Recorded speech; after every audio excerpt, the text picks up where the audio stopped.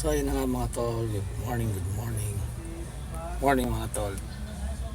So far, naghihintay na naman ako para sa mga kasama ko. Tapos na po kami mag-unloading ng aming mga product.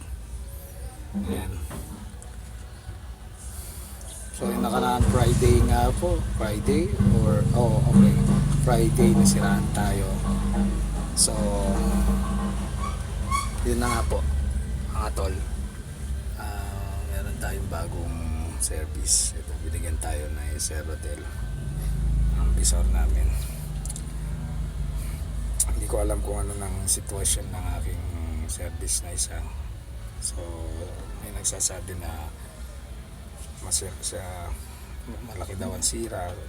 So sa akin pa na tiyempo, so wala tayong magagawa, ganyan talaga mga biyahero. So nagkakaproblema tayo sa mga truck natin, kaya kasama na sa buhay biyahero yan. Ayun, mula kanina tapos na kami, naghihintay na lang siguro yung mga kasama ko magbigay yung resibo. So maya maya sibat na kami.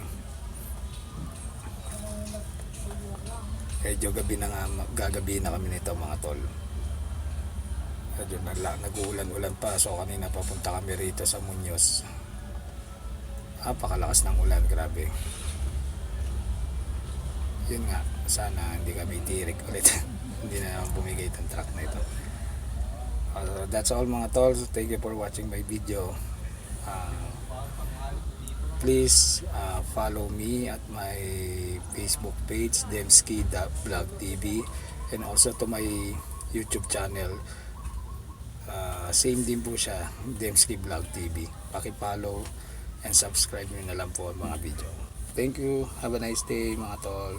Bye-bye.